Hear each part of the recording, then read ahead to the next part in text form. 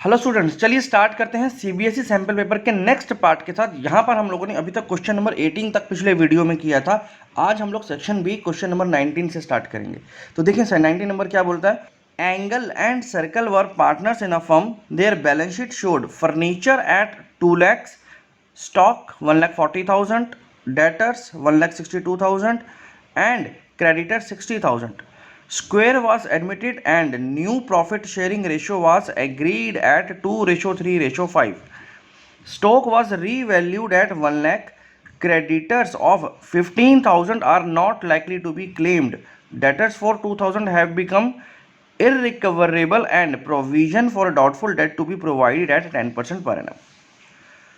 Angel's share in loss on revaluation amounted to 30,000. Revalued value of furniture will be, देखिए यहाँ पर इसने क्या किया है, एडमिशन के टाइम पर जितने भी एसेट्स और लाइबिलिटीज हैं उनका रिवैल्यूएशन कर दिया बेटा। और रिवैल्यूएशन करने के बाद हमें ये भी बता दिया है कि हमारे पास जो रिवैल्यूएशन में लॉस आने वाला है जिसका अमाउंट होगा 30,000 रुपीज़ का। तो अब आपको ये बताना है कि फर्नीचर की वैल्यू क्या होगी आफ्टर रिवैल्यूएशन। आपको नई फर्नीचर की वैल्यू पूछी है इन सब में से। तो डेफिनेट सी बात है, अगर आपको इस तरह के क्वेश्चंस को सॉल्व करना है तो आपको एक रिवैल्यूएशन अकाउंट बना करके देखना पड़ेगा। आपको एक छोटा सा रिवैल्यूएशन अकाउंट बनाना पड़ेगा। तो चलिए देखते हैं किस तरह से होगा ये क्वेश्चन नंबर 19 बेटा। आप एक रफ में क्या करेंगे, जल्दी से एक रिवैल्यूएशन अकाउंट बना लेंगे बेटा। और ये जो रिवैल्यूएशन अकाउंट होगा इसकी सारी वैल्यूज़ आपको ऑलरेडी गिवन है बेटा। इसकी सारी वैल्यूज़ आपको गिवन है। ये सब आपको रफ में करना है बेटा, क्योंकि आप एमसीक्यूज़ को सॉल्व कर रहे हो, आपको सब कुछ रफ में कर करके देख लेना है। तो हम लोग भी जल्दी जल्दी से इसको रफ में कर करके देखेंगे कि किस तरह से हम लोग इसकी वैल्यू तक पहुंचने वाले हैं। तो देखिए यहाँ पर अगर मैं क्वेश्चन देखूँ तो मेरे पास सबसे पहले दिया हुआ है फर्नीचर 2 लाख रुपीज़ का। अब ये जो फर्नीचर 2 लाख रुपीज़ का, इसकी वैल्यू क्या होगी यही हमें बताना है।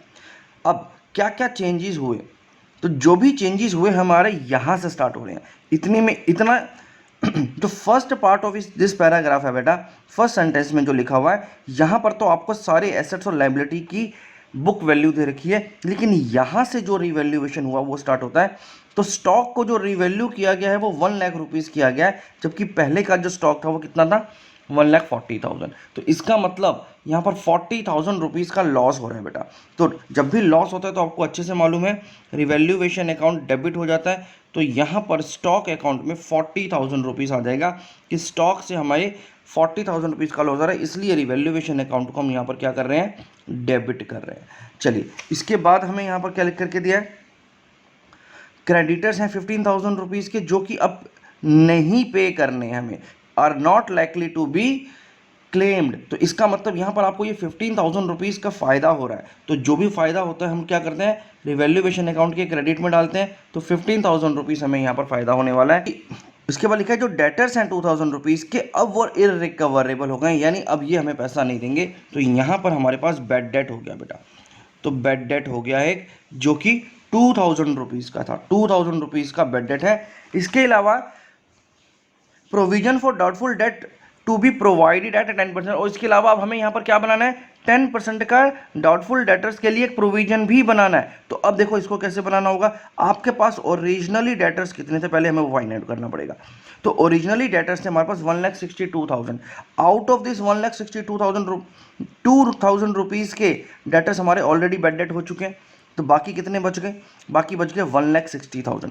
और इस 1,60,000 रुपीज़ का 10% यानी 16,000 रुपीज़ का हमें प्रोविज़न बनाना पड़ेगा, जो कि अगेन हमारे लिए लॉस है।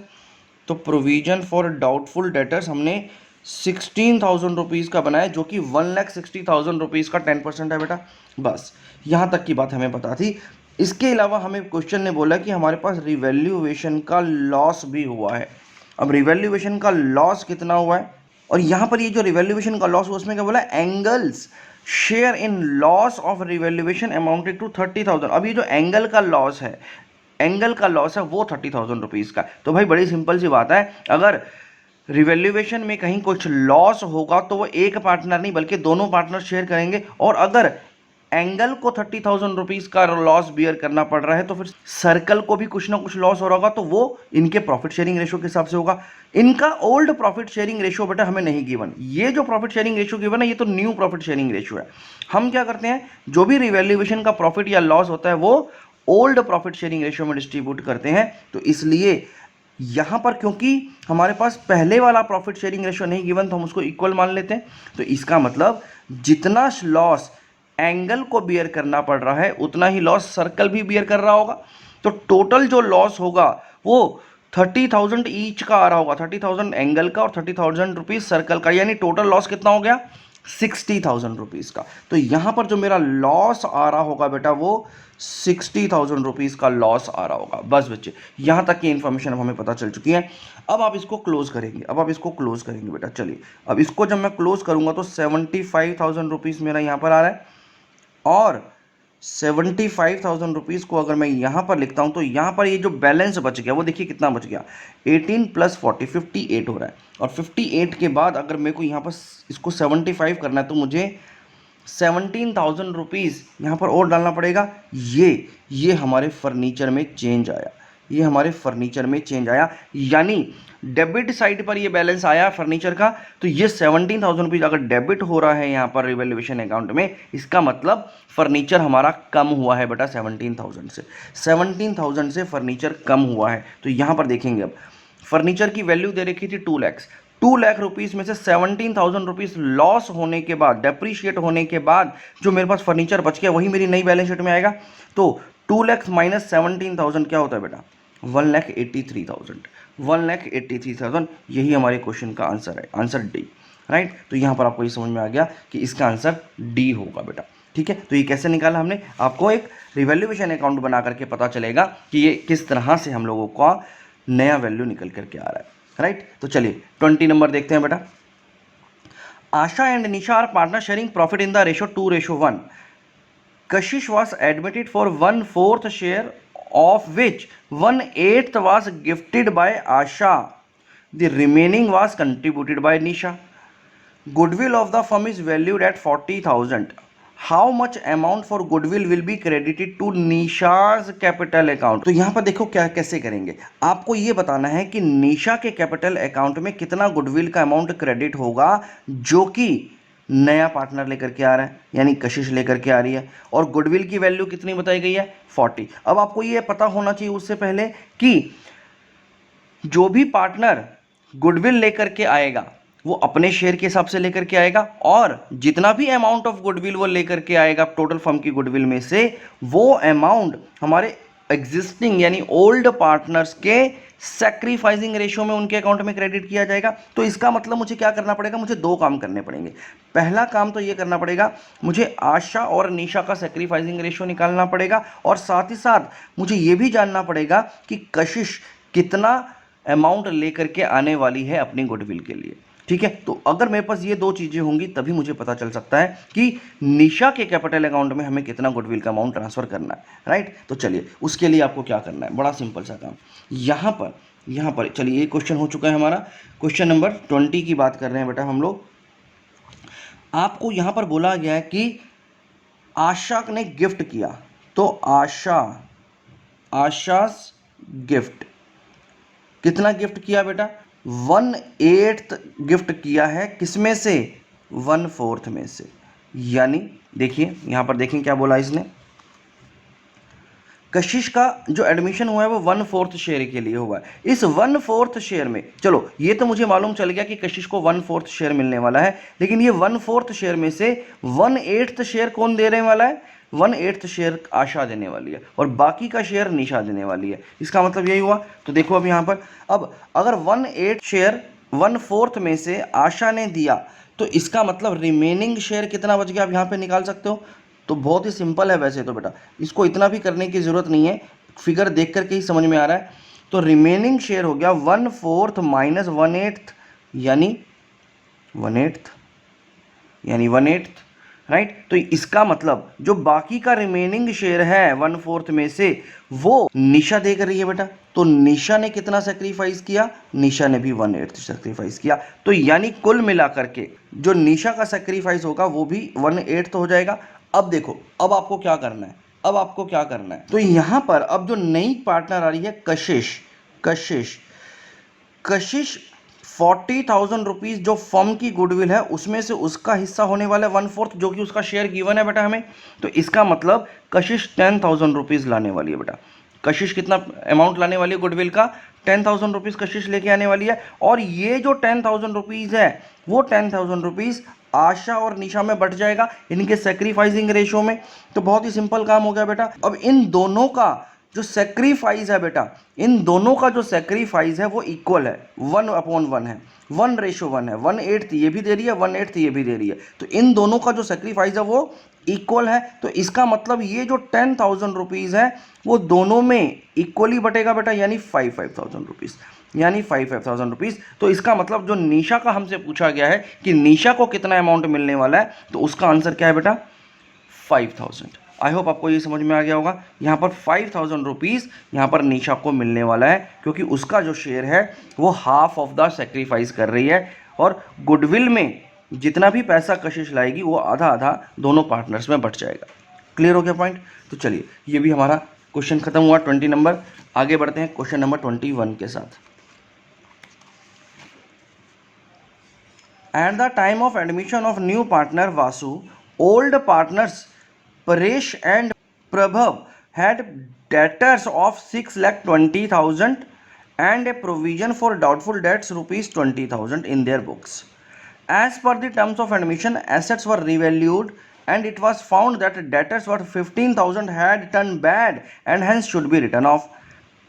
अब यहाँ पर देखो क्या बोला है, हमारे दो पार्टनर जो पहले से थे उनके डेटर्स का अमाउंट बता दिया है कि हमारे पास जो डेटर्स थे वो 6,20,000 रुपीज़ के बुक्स में दिखा रहे थे, और साथ ही साथ हमारे पास एक प्रोविजन भी बना हुआ था 20,000 रुपीज़ का। अब एडमिशन के टाइम पर इन्होंने क्या किया, एसेट्स का रिवैल्यूएशन किया और पता चला कि जो 15,000 रुपये के डेटर्स हैं बेटा वो बैड डेट में कन्वर्ट हो गए हैं। यानी इसमें से 15,000 रुपीज़ के ऐसे डेटर्स हैं जो बैड डेट हो गए हैं, अब वो पैसा नहीं देंगे। अब हमें इनको यहाँ से राइट ऑफ करना है, इनको हटाना है। तो आपको अच्छे से मालूम है, जब भी हमारे पास कोई बैड डेट हो जाता है तो हम क्या करते हैं, हम पहले चेक करते हैं कि हमारे पास प्रोविजन कितने का है।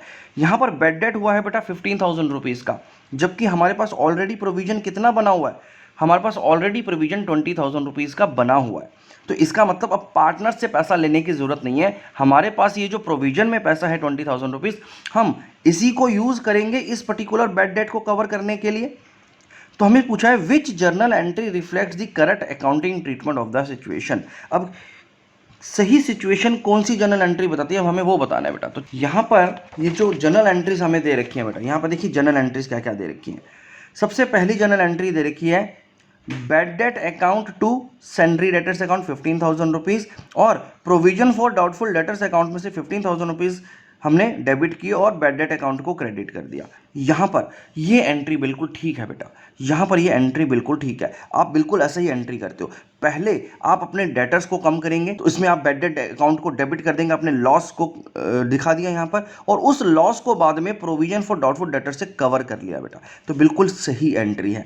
जबकि यहाँ पर अगर मैं इस एंट्री को देखूँ तो यहाँ पर ये क्या कर रहा है, हाँ यहाँ पर रिवैल्यूएशन अकाउंट को यूज़ कर रहा है, जबकि रिवैल्यूएशन अकाउंट की हमें कोई ज़रूरत नहीं है। रिवैल्यूएशन अकाउंट की ज़रूरत तो हमें तब पड़ती जब पार्टनर्स को अपनी पॉकेट से कुछ डालना पड़ता है। यहाँ पर ऑलरेडी हमारे पास सफिशिएंट फंड था, तो इसलिए रिवैल्यूएशन अकाउंट तो कहीं पर भी नहीं आएगा। तो तीनों में रिवैल्यूएशन अकाउंट क्योंकि यहाँ पर एंट्री आ रही है तो ये तीनों के तीनों एलिमिनेट हो जाएंगे बेटा। तो हमारा जो करेक्ट आंसर होगा वो ए होगा। हमारा रिवैल्यूएशन अकाउंट तभी आ सकता है जब हमारे पास प्रोविजन कम पड़ जाए और पार्टनर्स को देना पड़े। अदरवाइज यहाँ पर हमारे पास provision for doubtful debtors account से मैंने बैड डेट को अपने कवर कर लिया। तो यहाँ पर ये जो आंसर हो गया वो ए हो गया बेटा। क्वेश्चन नंबर 22 देखते हैं। अब यहाँ पर एसर्शन और रीज़न का ये क्वेश्चन आया बेटा, तो आई होप आपको एसर्शन और रीज़न के बारे में पता होगा। अगर नहीं पता तो मैं एक सेकंड में इसको थोड़ा सा ब्रीफ कर देता हूँ कि एसर्शन जब भी दिया होता है तो वहाँ पर कोई ना कोई फैक्ट बताया होता है बेटा, कोई फैक्ट बताने की कोशिश की जाती है और रीज़न में उस फैक्ट का रीज़न बताया जाता है कि ऐसा क्यों है, राइट। तो अब हमें यही बात को करना है। Given below are two statements, one labeled as assertion and the other labeled as reason। तो assertion क्या है? assertion का मतलब मैंने आपको क्या बताया कि कुछ फैक्ट बताने की कोशिश कर रहा है। Transfer to reserve is shown in profit and loss appropriation account. क्या हम ऐसा ही करते हैं? क्या हम जो भी अमाउंट रिजर्व में ट्रांसफर करते हैं क्या हम उसको profit and loss appropriation account में दिखाते हैं? तो आपको पता है बेटा, यस, हम लोग दिखाते हैं। तो ये यहां पर सही बात बोल रहा है। इसका रीजन क्या है? रीजन बता रहा है कि reserves are charge against the profit. क्या हमारे रिजर्व चार्ज अगेंस्ट प्रॉफिट होते हैं? जी नहीं, रिजर्व चार्ज अगेंस्ट प्रॉफिट नहीं होते। रिजर्व्स तो एप्रोप्रिएशन ऑफ प्रॉफिट होते हैं। अगर हमारे पास प्रॉफिट होता है तब हम लोग रिजर्व्स में पैसा डालते हैं, तभी तो हम लोग profit and loss appropriation account में उसको ट्रांसफर करते हैं। तो यानी यहां पर ये जो रीजन है ये गलत बता रहा है बेटा, ये गलत रीजन है। इन the context of the above statement which one of the following is correct. तो भाई इनमें से हमें साफ पता लग रहा है कि एसर्शन, यहाँ पर ये जो एसर्शन का पॉइंट दिया हुआ है ये बिल्कुल ठीक है, जबकि रीजन इज रॉन्ग। तो यहाँ पर अगर मैं देखूंगा A is correct but R is wrong, तो यहाँ पर जो मेरा 22 का आंसर हो जाएगा बेटा वो हो जाएगा ए। तो बहुत सिंपल सा क्वेश्चन था बेटा। यहाँ पर आपको फैक्ट दिया है, अगर वो फैक्ट ठीक है तो वो ट्रू है, लेकिन उसका रीजन यहाँ पर गलत दिया है। ये चार्ज अगेंस्ट प्रॉफिट नहीं होता। हाँ, अगर वो लिखता कि reserves are appropriation of profit तो ये भी ट्रू होता बेटा, तो फिर ये भी ट्रू होता, राइट। लेकिन यहाँ पर इसने इसको चार्ज अगेंस्ट प्रॉफिट बोल दिया, जिस वजह से ये गलत है, राइट। तो ये अभी आपको समझ में आ गया होगा। तो चलिए बेटा क्वेश्चन नंबर 23 देखते हैं। Anubhav, Shagun and Pulkit are partners in a firm sharing profit and losses in the ratio 2:1. On 1st April they decided to change their profit ratio to 5:3:2। तो यहाँ पर इन्होंने अपने प्रॉफिट शेयरिंग रेशियो में changes किए हैं जो कि एग्जिस्टिंग पार्टनर्स हैं। इस डेट को the debit balance of profit and loss account 30,000 appeared in the balance sheet. यानी हमारी बैलेंस शीट में प्रॉफिट एंड लॉस का डेबिट बैलेंस दिखा रहा है, और डेबिट बैलेंस का मतलब क्या होता है बेटा? लॉस। यानी हमारी बैलेंस शीट में 30,000 रुपीज़ का लॉस पड़ा हुआ है, और पार्टनर्स ने क्या डिसाइड किया कि हम इसकी एक एडजस्टमेंट एंट्री को पास करेंगे। इसका मतलब क्या होता है बेटा? अगर पार्टनर्स ये बोल दे कि हम अपनी एक एडजस्टमेंट एंट्री को पास करेंगे, तो एडजस्टमेंट एंट्री का मतलब है वो अभी इस प्रॉफिट को डिस्ट्रीब्यूट नहीं करना चाहते। वो इस प्रॉफिट या लॉस, जो भी हमारा प्रॉफिट या लॉस अकाउंट में अमाउंट पड़ा हुआ है, वो अभी इनको डिस्ट्रीब्यूट नहीं करना चाहते। वो एक एडजस्टमेंट एंट्री पास करके इसको खत्म करना चाहते हैं। तो एडजस्टमेंट एंट्री का मतलब क्या है? एडजस्टमेंट एंट्री का मतलब होता है जो भी सैक्रिफाइसिंग और गेनिंग रेशो निकलेगा हमारे पार्टनर्स का, उसके बेसिस पर हम लोग इनका एडजस्टमेंट कर देंगे, उसके बेसिस पर हम इनका एडजस्टमेंट कर देंगे। तो अब हमें इसके लिए क्या करना पड़ेगा? एडजस्टमेंट एंट्री को पास करने के लिए बड़ी सिंपल सी बात है, हमें पहले ये जानना पड़ेगा कि इस प्रॉफिट शेयरिंग रेशियो में चेंजेस होने की वजह से कौन सा पार्टनर कितना सेक्रीफाइस और कितना गेन कर रहा है। अकॉर्डिंगली फिर हम लोग आगे बढ़ेंगे। तो चलिए आगे पहले क्वेश्चन पूरा करते हैं। Which of the under mentioned options reflect correct treatment of the above treatment? तो कौन सी ऐसी एंट्री है नीचे, या कौन सा ऐसा ट्रीटमेंट हमें करेक्ट दिया हुआ है जो कि इसके लिए सही है? तो देखिए यहाँ पर हमारे पास क्या क्या दे रखा है। हमें यहाँ पर ये 4 ऑप्शंस दे रखे हैं। अब देखिए बेटा, मैं इन चारों ऑप्शंस को अगर पढ़ूंगा तो बहुत कंफ्यूजन होगा। आपको स्ट्रेट अवे क्या करना है, आपको क्वेश्चन समझ में आ चुका है, ठीक है। आप इसको पढ़ करके भी आंसर तो नहीं दे सकते, इतनी बात तो गारंटीड है। तो आपको स्ट्रेट अवे क्या करना है, आपको पहले इनके सैक्रिफाइसिंग रेशियो तक पहुंचना पड़ेगा। तो एक छोटी सी वर्किंग आपको यहाँ पर करनी पड़ेगी। तो चलिए पहले हम यहाँ पर इसकी छोटी सी वर्किंग कर लेते हैं। अब यहाँ पर हम तीनों पार्टनर्स का सैक्रिफाइस निकालते हैं, जिसमें पहला पार्टनर कौन है? अभिनव, अनुभव। तो अनुभव का जो सैक्रिफाइसिंग रेशो होगा, अनुभव का सैक्रिफाइसिंग रेशो क्या होने वाला है, पहले हम वो निकाल लेते हैं। तो देखिए अनुभव ने पहला जो इसका प्रॉफिट शेयरिंग रेशो था वो 2:5 था, 2/5। यहाँ देखो इसका जो ओल्ड रेशो गिवन है वो 2/5 है, जबकि न्यू रेशो कितना है? 5/10। तो हमें यहाँ पर सैक्रिफाइसिंग रेशो में क्या करना होता है? Old ratio minus new ratio, old ratio minus new ratio हमारे सैक्रिफाइसिंग रेशो को निकालने का फॉर्मूला होता है। तो सबसे पहले इसको निकालेंगे। तो यहाँ पर क्या आ जाएगा बेटा? 10, 4 - 5 दैट इज -1/10। यानी अनुभव को क्या हो रहा है बेटा? अनुभव को गेन हो रहा है, अनुभव को गेन हो रहा है। चलिए ठीक है, फिर आप बात करते हैं अगले पार्टनर्स की, जो है शगुन। शगुन, शगुन का जो सेक्रीफाइस निकलेगा बेटा, शगुन का सेक्रीफाइस भी इसी तरह से निकलेगा। उसका जो ओल्ड रेशो था वो 2/5 था, और न्यू रेशो इसका जो गिवन है वो गिवन है 3/10, 3/10। चलिए अब इसको पहले निकाल लेते हैं। तो यहाँ पर आ गया 10 और 2, 4 - 3, 4 - 3। तो इसका मतलब 1/10, 1/10 से शगुन सेक्रीफाइस कर रहा है। शगुन का सेक्रीफाइस है बेटा 1/10 का। और तीसरा पार्टनर है पुलकित।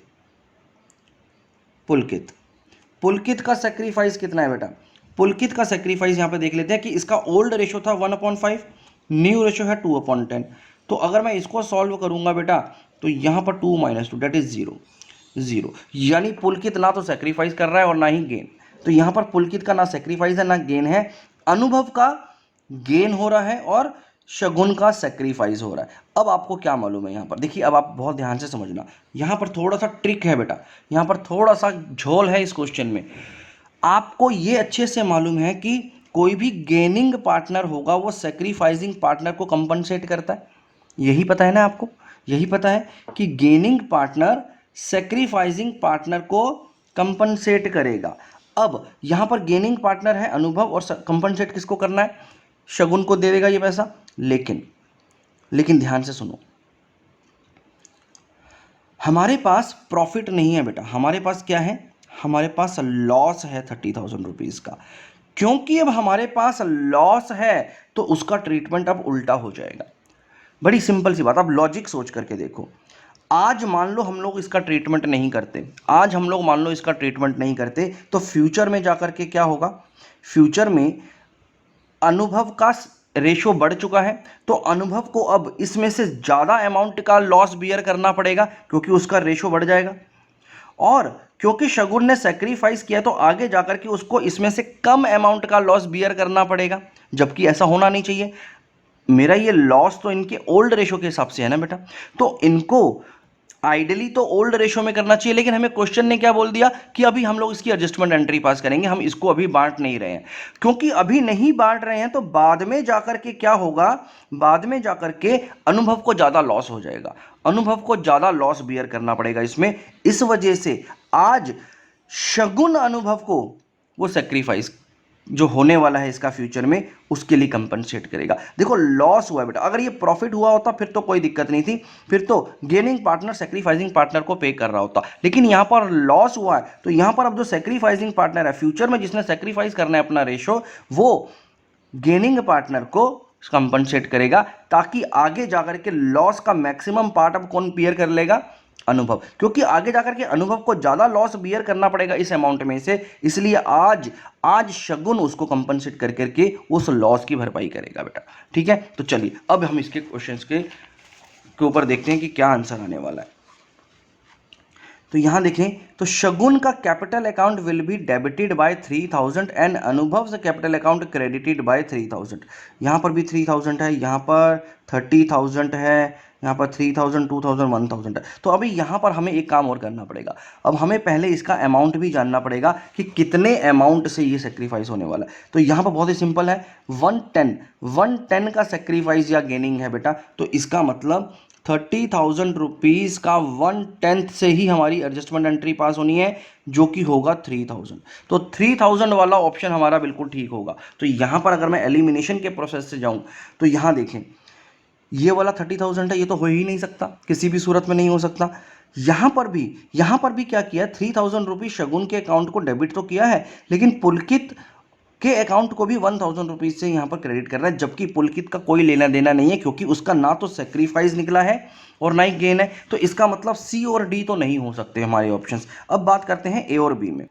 तो यहाँ पर ये दो ऑप्शन हो सकते हैं, लेकिन यहाँ पर अगर आप देखेंगे तो यहाँ पर पुलकित के कैपिटल अकाउंट को क्रेडिट किया जा रहा है, जबकि पुलकित का कोई रोल नहीं है, तो यहाँ पर बी भी नहीं हो सकता। तो आंसर क्या होगा बेटा? ए। और अगर मैं इसको दूसरे तरीके से देखूं, शगुन के कैपिटल अकाउंट को डेबिट कर रहे हैं 3,000 के और अनुभव के कैपिटल अकाउंट को क्रेडिट कर रहे हैं, तो यही तो होना था। शगुन ने ही तो अनुभव को कंपनसेट करना है, तो शगुन का अकाउंट को डेबिट करना पड़ेगा और अनुभव के अकाउंट को क्रेडिट करना पड़ेगा। तो ये बातें आपको अच्छे से टिप्स पर होनी चाहिए बेटा। ठीक है, तो इसका आंसर हो गया बेटा ए। राइट, तो ये क्लियर हो गया हमें। क्वेश्चन नंबर 24 की तरफ बढ़ते हैं बेटा। क्वेश्चन नंबर 24 क्या बोल रहा है? A, B and C are partners. Their partnership deed provides for interest on drawings at 8% per annum. B withdrew a fixed amount in the middle of every month and his interest on drawings amounting to 4,800 at the end of the year. What was the amount of his monthly drawings? अब हमें ये बोल रहा है कि हर महीने उसकी drawing का अमाउंट कितना था, और ये पूरी सिचुएशन हमें दे दी है बेटा। तो देखिए कितना ट्रिकी क्वेश्चन दिया है आपको, बहुत ही ट्रिकी क्वेश्चन दिया है। आपको यहाँ पर क्या पूछा है कि मंथली उसने कितना कितना ड्राइंग्स किया, हमें बोला क्या गया उसमें, हमें बोला गया है कि जो इंटरेस्ट ऑन ड्राइंग्स हमने लिया वो 8% पर एनम लिया। बी ने फिक्स्ड अमाउंट ही विड्रॉ किया है मिडल ऑफ ईच मंथ। तो यहाँ पर हमारे से वो सारे के सारे फॉर्मूलाज टेस्ट करना चाहता है बेटा एग्जाम में, राइट। तो चलिए देखो इसको कैसे करना है। आपको एक अच्छी सी बात मालूम है, एक अच्छे से एक बात मालूम है कि इंटरेस्ट ऑन ड्राइंग का फॉर्मूला क्या होता है बेटा। आपको अगर इंटरेस्ट ऑन ड्राइंग के फॉर्मूला के बारे में मालूम है तो आप इस क्वेश्चन को बहुत आसानी से कर सकते हो। तो हमारा इंटरेस्ट ऑन ड्राइंग का फॉर्मूला क्या होता है, amount of total drawings, amount of total drawings. तो जितनी भी हमारी टोटल ड्राइंग्स है उस अमाउंट को मल्टीप्लाई किससे करना है, मल्टीप्लाई करना है हमें रेट से, रेट ऑफ इंटरेस्ट जो हमें चार्ज करना है अपॉन 100, जितना भी परसेंटेज है, into average period, into average period upon में 12। अब हमें इससे क्या मिलने वाला है बेटा, हमें इससे मिलने वाला है इंटरेस्ट ऑन ड्राइंग्स, हमें इससे मिलने वाला है इंटरेस्ट ऑन ड्राइंग्स, राइट। अब हमें क्या क्या दिया हुआ है इस क्वेश्चन में, अगर आप यहाँ पर क्वेश्चन को गौर से देखोगे तो हमें इंटरेस्ट ऑन ड्राइंग की तो वैल्यू गिवन है बेटा, हमें इंटरेस्ट ऑन ड्राइंग की वैल्यू यहाँ पर गिवन है पहले से, हमें ये बता दिया गया है कि interest on drawing amounting to ₹4800 at the end of the year. तो यानी हमारा जो इंटरेस्ट ऑन ड्राइंग का 4800 है, अमाउंट ऑफ ड्राइंग्स कितना है वो हमें नहीं मालूम कि टोटल ड्राइंग्स इसने कितनी करी है। अगर ये मालूम होगा तो हमें इजीली पता चल जाएगा कि पर मंथ कितनी होगी। तो अब हमें ये निकालना है, अब हमें क्या निकालना है, हमें निकालना है अमाउंट ऑफ ड्राइंग्स।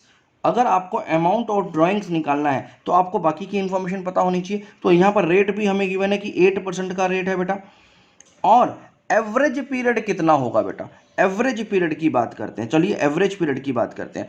तो यहाँ पर एवरेज पीरियड क्या होगा बेटा, तो आपको बहुत अच्छे से मालूम होगा, जब आप इंटरेस्ट ऑन ड्राइंग को कैलकुलेट करते हैं, जब आप इंटरेस्ट ऑन ड्राइंग को कैलकुलेट करते हैं, जब भी कोई ऐसी ड्राइंग आ जाती है जहाँ पर कहीं पर भी मिडल ऑफ मंथ या मिडल ऑफ क्वार्टर की बात हो जाए, कभी भी अगर middle of month, middle of quarter या मिडल ऑफ ईयर की बात हो जाए, तो इसका मतलब हमारा एवरेज पीरियड 6 मंथ्स होता है।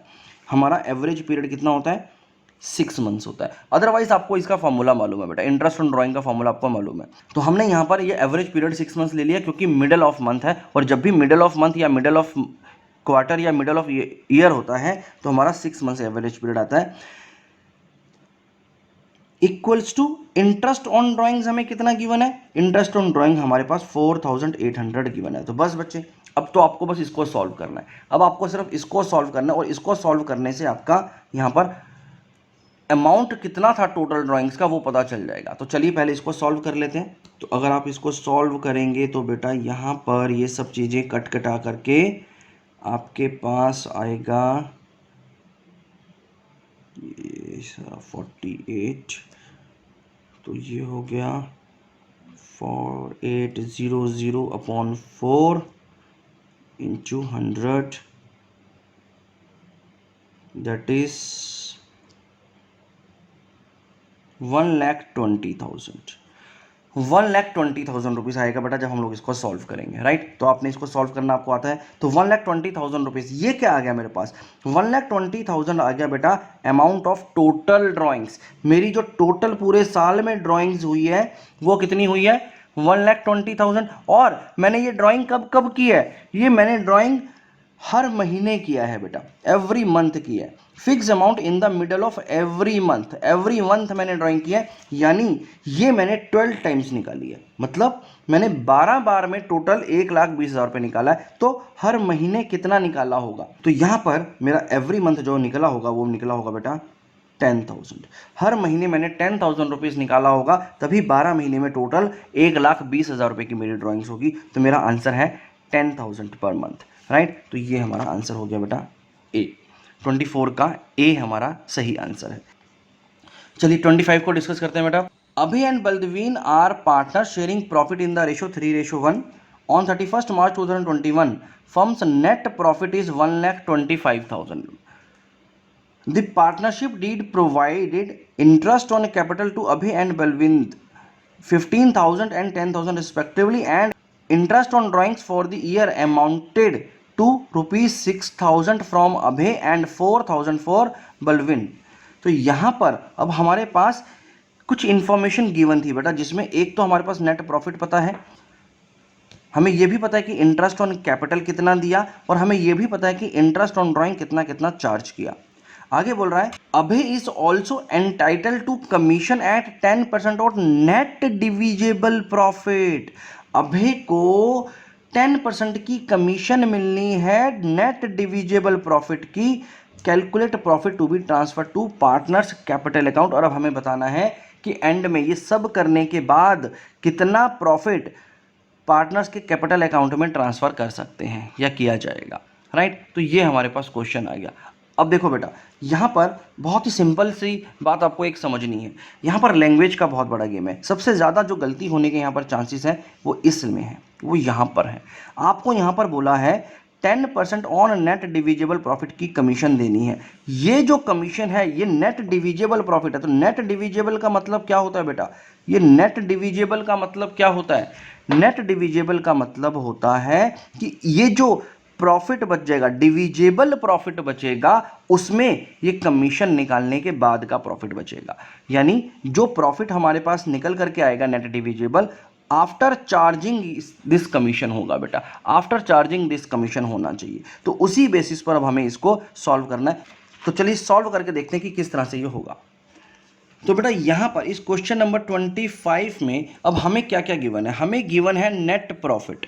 हमारे पास नेट प्रॉफिट गिवन है, और ये जो नेट प्रॉफिट है वो कितना है? 1,25,000 रुपीज़ का। 1,25,000 रुपीज़ का हमारे पास ये नेट प्रॉफिट गिवन है।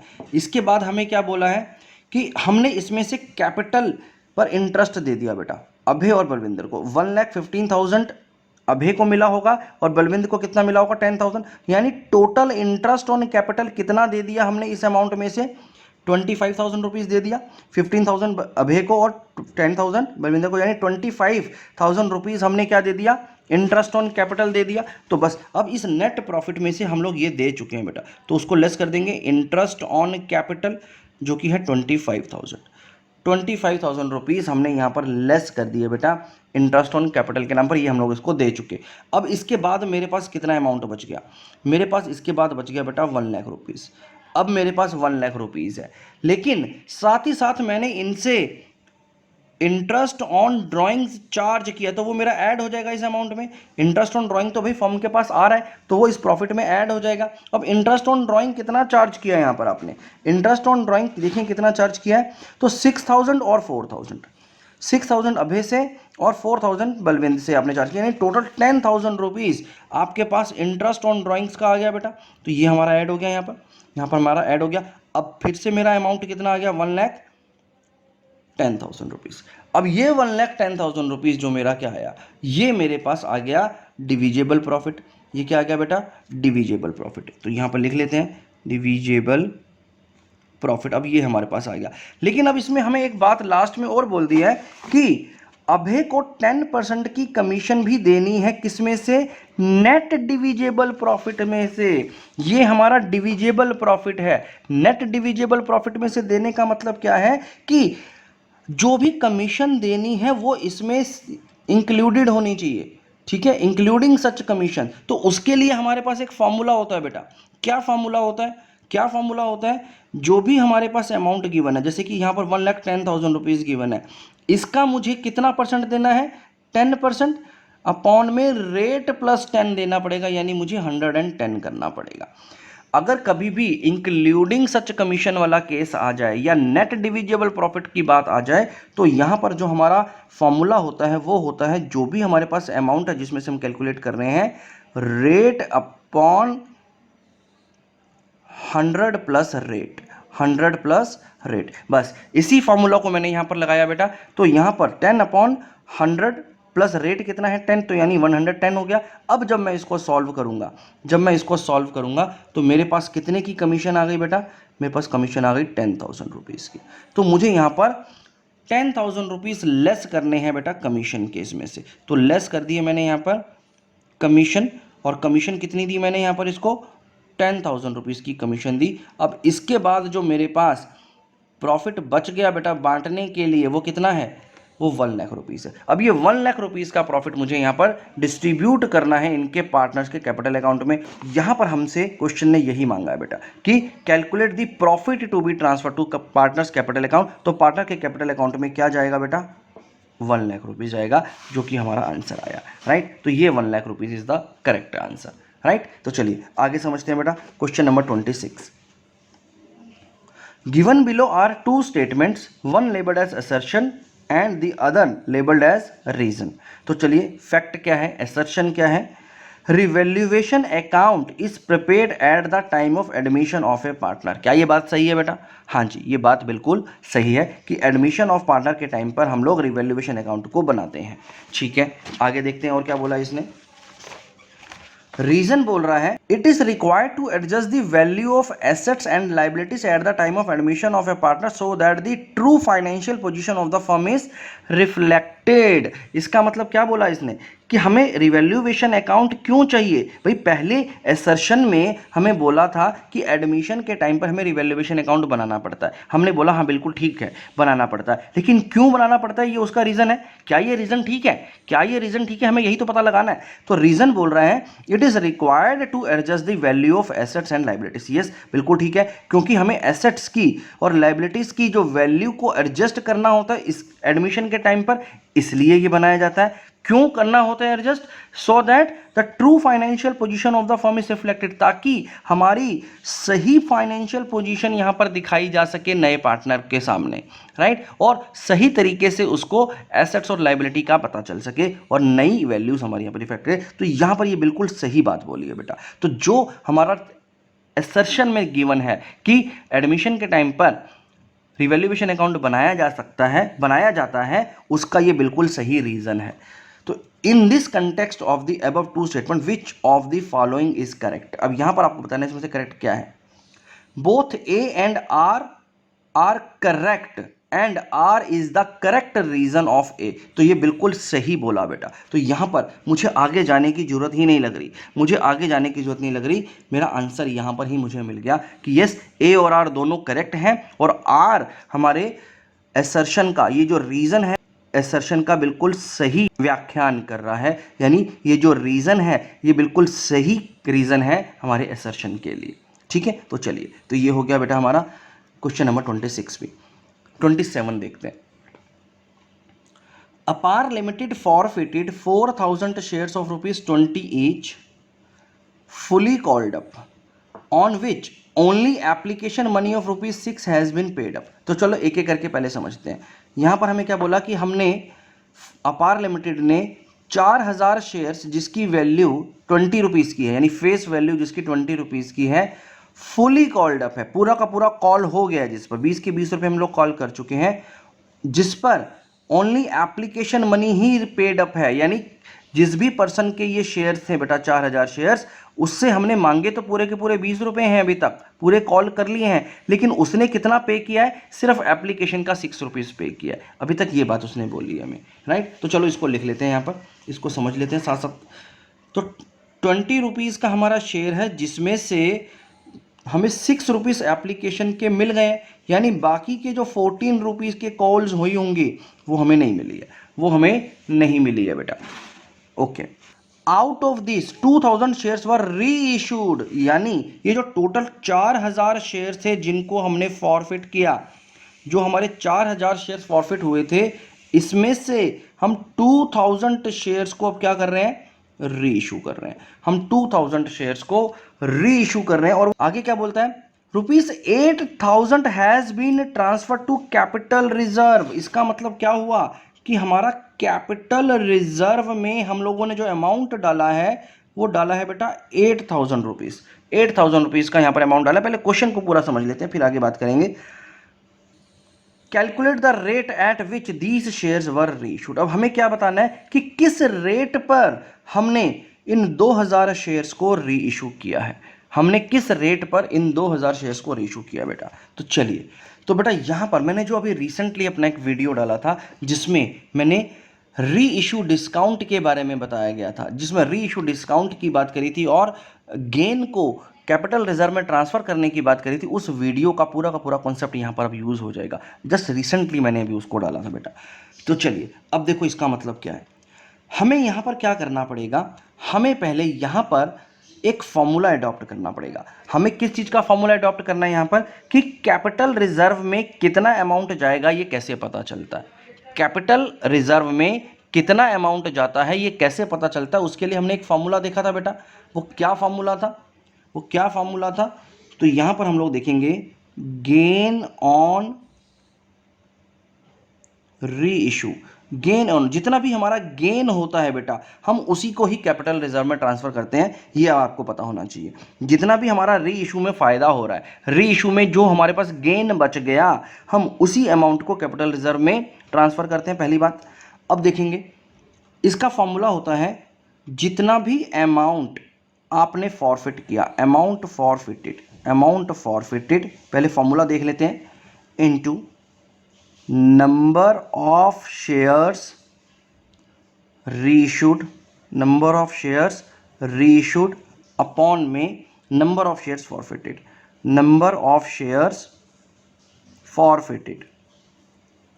तो ये हमारे पास एक फॉर्मूला आ गया। माइनस, माइनस में क्या करते हैं बेटा, माइनस में हम लोग लिखते हैं री इशू डिस्काउंट कितना दिया, री इशू डिस्काउंट, जितना भी आपने इस शेयर्स को री इशू करने पर डिस्काउंट ऑफर किया होगा वो अमाउंट आ जाएगा। और उसके बाद आपके पास आ जाता है कि कितना गेन हुआ, या फिर इस गेन को आप और क्या लिख सकते हो अभी समझने के लिए, आप ये लिख सकते हो amount transfer to capital reserve. आपने यहां पे लिख दिया amount transferred to capital reserve, कि आपने कितना अमाउंट का, कितना अमाउंट आपने यहां पर ट्रांसफर किया। तो चलिए ये समझ में आ गया हमें। चलो हम पहले इसकी बात करते हैं। तो अमाउंट कितना फॉरफिट किया पहले वो समझते हैं। अमाउंट कितना फॉरफिट किया, देखो बेटा हम कितना अमाउंट फॉरफिट किया होगा, हमने 4000 शेयर्स को हमने फॉरफिट किया था, और इन 4000 शेयर्स पर हमारे पास जितना पैसा आया होता है हम उसी को ही तो फॉरफिट करते हैं। तो मेरे पास 6 रुपीज़ आया हुआ था बेटा, 4000 शेयर्स का 6 रुपीज़ मुझे रिसीव हुआ था। तो टोटल कितना पैसा रिसीव हुआ था बेटा, तो 6 4 जा 24। तो यहाँ पर मेरे पास 24,000 रुपीज़ रिसीव हुए थे बेटा, जिसको मैंने फॉरफिट किया था। अमाउंट फॉरफिट था मेरा 24,000। कैसे पता चला, जितने नंबर ऑफ शेयर्स फॉरफिट हुए और जितने पैसे मुझे उसके मिल चुके हैं वो अमाउंट मेरा फॉरफिटेड में आ जाता है। अब नंबर ऑफ शेयर्स री इशू कितने कर रहे हैं हम लोग, हम 2000 शेयर्स को इसमें से री इशू कर रहे हैं। 2000 शेयर्स को हम लोग री इशू कर रहे हैं, और फॉरफिट कितने किए हैं हमने, पूरे 4000 शेयर्स हमने फॉरफिट किए थे। माइनस माइनस री इशू डिस्काउंट। अब आपका यहाँ पर री इशू डिस्काउंट कितना है ये हमें देखना है बेटा, ये हमें देखना है। अब री इशू डिस्काउंट मुझे नहीं मालूम तो मैंने इसको एक्स लिख लिया, तो मैंने अभी इसके लिए इसको एक्स डाल दिया, और इसका जो आउटकम आएगा, इसका जो रिजल्ट आएगा वो हमें दिया हुआ है। वो हमें कितना दिया हुआ है कैपिटल रिजर्व, वो हमें दिया हुआ है 8000, वो हमें 8000 रुपीज़ गिवन है। बस अब आपको क्या करना है बेटा, अब आपको इसको सॉल्व करना है, दैट्स इट। अब आपको x की वैल्यू यहाँ पर फाइंड आउट हो जाएगी। तो x क्या है मेरा यहाँ पर, कि कितना मैंने डिस्काउंट दिया। तो चलिए पहले इसको सॉल्व कर लेते हैं। तो यहाँ पर मैं इसको जब सॉल्व करूँगा तो ये आ गया 12,000 minus x equals to 8,000, that is x equals to, यहाँ पर 12,000 इधर आ जाएगा और तो ये माइनस हो जाएगा इसमें से, तो ये हो जाएगा हमारे पास 4,000। तो ये आपको निकालना आता है बेटा। तो x की वैल्यू आ गई 4,000, यानी ये 4,000 रुपीज़ क्या है बेटा, ये जितना भी मैंने री इशू करते समय क्या दिया था, डिस्काउंट दिया था।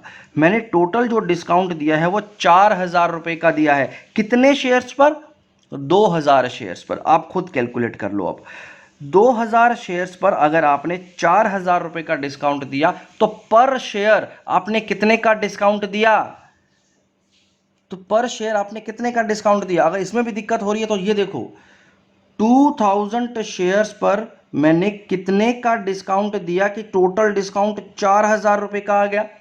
अब तो आ गया समझ में, अब तो आ गया समझ में। तो आ गया 2 रुपीज़। क्या आ गया बेटा, 2 रुपीज़। यानी आपने 2 रुपीज़ का डिस्काउंट दिया होगा जब आपने ये 2,000 शेयर्स को रीशू किया था, और 2 रुपीज़ का डिस्काउंट दिया होगा किस पर बेटा, 20 रुपये पर। तो यानी अगर 20 रुपये में से आपने 2 रुपये का डिस्काउंट दे दिया, अगर आपने 20 रुपये में से 2 रुपीज़ का डिस्काउंट दे दिया तो आपने शेयर को कितने पे इशू किया, 18 रुपीज़ पर। तो देखो यहाँ पर 18 का ऑप्शन है या नहीं है, ये देखिए ये 18 का ऑप्शन है। तो 18 पर शेयर पर हमने इन शेयर्स को री इशू किया बेटा। तो आपको इस तरह से इसको निकालना है। इसके लिए अब आपको ये वाला फॉर्मूला पता होना चाहिए। अगर आपको ये फॉर्मूला पता है तो आप इजीली इस लैंग्वेज इस क्वेश्चन के आंसर पर आ सकते हो। यस, अभी हम लोग थोड़ा सा टाइम ज़्यादा लगा रहे हैं क्योंकि बेटा एक्सप्लेनेशन कर रहे हैं, लेकिन जब आप इसको खुद करोगे तो मुश्किल से 1 से 2 मिनट लगेंगे। आप उसको उस फॉर्मूला को अप्लाई करेंगे और ये आप इजीली निकाल लेंगे, राइट। तो चलो आगे देखते हैं बेटा।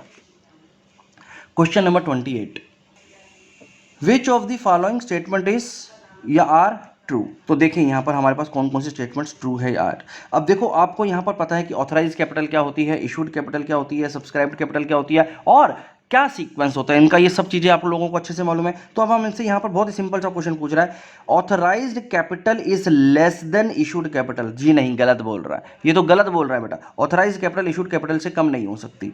Authorised capital is greater than और इक्वल्स टू इशूड कैपिटल हो सकती है क्या? हाँ जी, ये बिल्कुल ठीक है। तो ये तो बिल्कुल ठीक बोल रहा है कि ऑथराइज्ड कैपिटल या तो ज़्यादा होगी या इक्वल होगी इशूड कैपिटल से, तो greater than equals to issued capital, ये बिल्कुल ठीक बोल रहा है। फिर हमें बोल रहा है subscribed capital is always less than और इक्वल टू इशूड कैपिटल। जी हाँ, ये भी ठीक है कि जितनी भी हमारी सब्सक्राइब्ड कैपिटल होती है बेटा वो इशूड कैपिटल की या तो इक्वल होगी या उससे कम होगी, यही होता है हमारा सब्सक्राइब्ड कैपिटल में। फोर्थ क्या बोल रहा है, subscribed capital is greater than issued capital. नहीं, ये गलत है, ये दोनों गलत हो गए बेटा। तो यहां पर जो आंसर सही होना चाहिए मेरा सेकंड एंड थर्ड, तो यहां पर ये second and third are true, ये हमारे ट्रू है बेटा। हमें बताना है कि कौन सी चीज ट्रू है, तो यहां पर C should be the correct answer, right. तो 28 का सी आंसर हमारा बिल्कुल सही है। चलिए नेक्स्ट क्वेश्चन की तरफ बढ़ते हैं। 29 number, Mickey, Tom and Jerry were partners in the ratio 5:3:2। On 31st March 2021, their book reflected a net profit of 2,10,000. As per the term of partnership deed, they were entitled for interest on capital which amounted to 80,000, 60,000 and 40,000। तो ये हमारे पास interest on capital कितना कितना देना है वो calculate कर करके दे दिया है हमें। Beside this, a salary of 60,000 each was payable to Mickey and Tom. Okay, तो देखिए बहुत ही अच्छा सा सिंपल सा क्वेश्चन दिया है बेटा। आपको क्या बोला, यहाँ पर आपको बोला कि जो हमारे 3 पार्टनर्स है मिक्की, टॉम और जेरी, इनके बुक्स में जो नेट प्रॉफिट है वो 2,10,000 रुपये का है। उनका प्रॉफिट शेयरिंग रेशो गिवन है और इनका प्रॉफिट गिवन है कि कितना प्रॉफिट है, और इसके साथ साथ इनको मिलना है इंटरेस्ट ऑन कैपिटल जिसकी वैल्यू गिवन है, इनको मिलनी है सैलरी जिसकी वैल्यू गिवन है। इनमें से 2 पार्टनर को सैलरी मिलनी है, मिकी एंड टॉम को, ठीक है। अब हमें बोला क्या है, calculate the ratio in which the profit would be appropriated, किस रेशो में इनके प्रॉफिट को डिस्ट्रीब्यूट किया जाएगा। अब देखो जल्दबाजी में क्या गलती होती है, जल्दबाजी में बच्चे देखेंगे क्वेश्चन, अरे ये तो बेवकूफ़ बना रहा है हमें, ये तो इसने दिया ही हुआ है, यहाँ पर हमें दिया ही हुआ है 5:3:2। तो जल्दी में क्या करेंगे, 5:3:2 ये तो हमें पता था, हमसे बस यही पूछ रहा होगा कि हमें रेशो पता चलता नहीं चलता, और हम इस पर टिक करके आ जाएंगे और आंसर गलत हो जाएगा बेटा, और आंसर गलत हो जाएगा। बहुत सिंपल सी बात है यार, अगर ये सीधा सीधा आपके क्वेश्चन में दिया है तो वो आपको क्यों पूछेगा, तो ये तो हो ही नहीं सकता, आपके माइंड में उसी टाइम पर स्ट्राइक कर जाना चाहिए। तो फिर इसका आंसर क्या होगा, अगर इनका प्रॉफिट शेयरिंग रेशो ये है तो हम क्या प्रॉफिट शेयरिंग रेशो को इसमें नहीं डिस्ट्रीब्यूट करेंगे? जी हाँ, हो सकता है इस केस में ना करना पड़े। तो ऐसा कौन सा केस हो सकता है बेटा, जब हम इस प्रॉफिट शेयरिंग रेशो में जो कि हमारे पास गिवन है पार्टनर्स को उसमें नहीं करते, जब हमारा प्रॉफिट इनएडिक्वेट होता है। ये आपको अच्छे से पता होना चाहिए, हमारा प्रॉफिट यहां पर जरूर इनएडिक्वेट होगा। तो चलो इस चीज को समझते हैं कि इनएडिक्वेट है या नहीं है। देखो कैसे पता चलेगा, हमारे पास ये जो नेट प्रॉफिट गिवन है वो कितना गिवन है, नेट प्रॉफिट कितना गिवन है, हमारे पास जो नेट प्रॉफिट गिवन है वो 2,10,000 रुपीज़ का गिवन है, 2,10,000 रुपये का प्रॉफिट हमारे पास गिवन है। यहाँ पर ये देखो, ये 2,10,000 रुपीज़ का गिवन है। अब इसमें से आप इंटरेस्ट ऑन कैपिटल कितना दे रहे हो बेटा, इंटरेस्ट ऑन कैपिटल टोटल कितना दे रहे हो, चलो उसकी एक बार जल्दी से वर्किंग करते हैं। आप यहाँ पर इंटरेस्ट ऑन कैपिटल दे रहे हो, किस किस को दे रहे हो बेटा, आप तीनों पार्टनर्स को दे रहे हो। तीनों पार्टनर्स के नाम एक बार लिख लेते हैं, Mickey, Tom and Jerry. Mickey, Tom and Jerry. Mickey को आप दे रहे हो 80,000 रुपीज़ दे रहे हो इंटरेस्ट ऑन कैपिटल का, 60,000 रुपीज़ टॉम को दे रहे हो इंटरेस्ट ऑन कैपिटल का, और 40,000 रुपीज़ आप जेरी को दे रहे हो इंटरेस्ट ऑन कैपिटल का।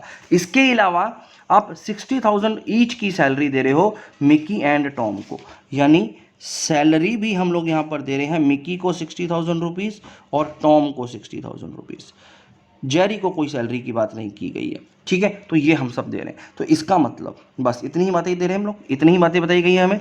तो इसका मतलब मिकी को टोटल अमाउंट कितना दे रहे हैं हम लोग, हम मिकी को टोटल अमाउंट दे रहे हैं 1,40,000 रुपीज़ का, 1,40,000। टॉम को 1,20,000 रुपीज़, 1,20,000 रुपीज़ हम लोग टॉम को दे रहे हैं और 40,000 रुपये हम लोग जेरी को दे रहे हैं। ये टोटल अमाउंट दे रहे हैं। अब जरा इनका टोटल करते हैं बेटा, अब जरा इनका टोटल करते हैं। अब जरा आप मुझे बताओ इनका टोटल क्या आ गया। इनका टोटल आ गया 1,40,000 plus 120, 2,60,000 plus 40 that is 3 lakh. 3 lakh rupees हमें इनको डिस्ट्रीब्यूट करना पड़ेगा अगर हम इनको ऐसे डिस्ट्रीब्यूट करते हैं, जबकि हमारा जो नेट प्रॉफिट है वो कितना है बेटा, सिर्फ 2,10,000 रुपये। तो हमारे पास इनएडिक्वेट प्रॉफिट है, हमारे पास क्या है, इनएडिक्वेट प्रॉफिट है। और जब भी हमारे पास इनएडिक्वेट प्रॉफिट होता है तो हम क्या करते हैं, जितना भी इनका क्लेम होता है बेटा, अब इनका क्लेम क्या है, ये इनका क्लेम ही तो है कि भाई एम को 1,40,000 देना है, टी को 1,20,000 देना है, जे को 40 देना है, ये इनका क्लेम है। तो अब हमारे पास जितना भी ये प्रॉफिट है, हम इस प्रॉफिट को इनके क्लेम के रेशो में बांट देंगे। क्यों, क्योंकि हमारा इतना अमाउंट तो है ही नहीं जितना ये मांग रहे हैं, जितना इनका बनता है उतना अमाउंट तो मेरे पास है ही नहीं यहाँ पर। तो इस केस में जितना भी इनका क्लेम होता है बेटा उसका एक रेशो बना लेते हैं। तो चलो इनका रेशो क्या बनेगा, इनका रेशो पहले ऐसे लिख लेते हैं, 140, 120, 40, यही बन रहा है। चलो ये और भी आसान था, ये तो इस तरह से कर दिया हमने। इसको और काट सकते हैं, जी हाँ इसको और काट सकते हैं, 7, 6, 2। तो इस रेशो में अगर मैं इस अमाउंट को डिस्ट्रीब्यूट कर दूं तो इनके क्लेम के रेशो में मैं दे दूंगा। तो चलो देखते हैं कि हमारे ऑप्शंस में ये रेशो गिवन है या नहीं है। तो यहाँ देखो बेटा 762, 762, तो इसका मतलब इसका आंसर है सी। आपको ये जो प्रॉफिट बांटना है वो इनके क्लेम के रेशो में बांटना है, राइट। आ गया समझ में, आई होप आपको ये क्लियर हो गया होगा बेटा। चलो ठीक है, ये क्वेश्चंस बच्चों को आते हैं नॉर्मली। आगे देखते हैं बेटा 30 number question. Mohit had been allotted for 600 shares by a Govinda Limited on pro rata basis which had issued 2 shares for every 3 applied। चलो इसको साथ साथ समरी बनाते हैं बेटा, इसकी साथ साथ समरी बनाएंगे तभी ये क्वेश्चन समझ में आएगा। इस क्वेश्चन को हम साइड कर देते हैं और यहाँ पर हम क्वेश्चन नंबर 30 की समरी बनाते हैं, क्योंकि यहाँ पर जब भी शेयर्स वाले क्वेश्चन आ जाते हैं तो आपको छोटी सी एक समरी बनानी बहुत ज़रूरी होती है बेटा, नहीं तो यहाँ पर कन्फ्यूजन होने के पूरे पूरे चांस हो जाते हैं। आपको यहाँ पर ये बोला कि मोहित को हमने अलॉट किए हैं 600 शेयर्स, किसने, गोविंदा लिमिटेड ने, किस बेसिस पर, प्रो राटा बेसिस पर।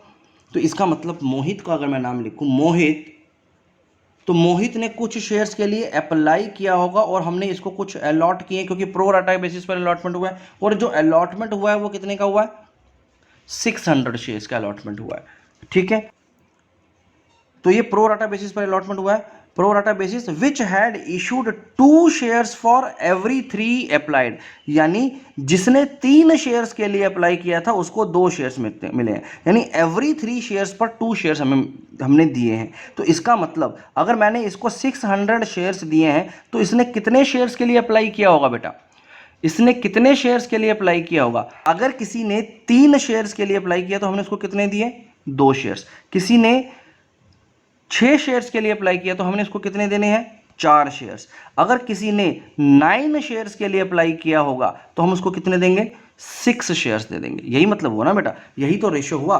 क्या रेशो बोला गया, हमें यहाँ बोला गया है हर 3 पर हमने 2 इशू किए, हर 3 पर हमने 2 इशू किए। तो इसका मतलब क्या हुआ, अब इसका आपको अच्छे से मालूम है कि अप्लाइड अगर आपको निकालना होता है तो अप्लाइड निकालने का फॉर्मूला क्या है बेटा, अप्लाइड इज जो भी हमारा रेशो आ रहा है, रेशो हम 3 शेयर्स के लिए अप्लाई कर रहे हैं तो हमें कितने मिल रहे हैं, 2, और अप्लाई कर रहे हैं अगर 3 के लिए और मिल रहे हैं 2, और इसके शेयर्स कितने हैं बेटा, 600। ये फॉर्मूला है वो आपको याद होगा बेटा, ये हमने इशू ऑफ शेयर्स में डिस्कस किया था कि अगर आपको अप्लाइड निकलना हो तो अप्लाइड वाला रेशो ऊपर रखेंगे, नीचे रखेंगे जो अलॉटेड वाला रेशो है, और जितने भी नंबर ऑफ शेयर्स हमने इनको अलॉट किए हैं वो हमारे यहाँ पर आ जाएंगे। तो अगर मैं इसको अब सॉल्व करूँगा तो क्या आ जाएगा, तो यहाँ पर आ जाएगा बेटा 900।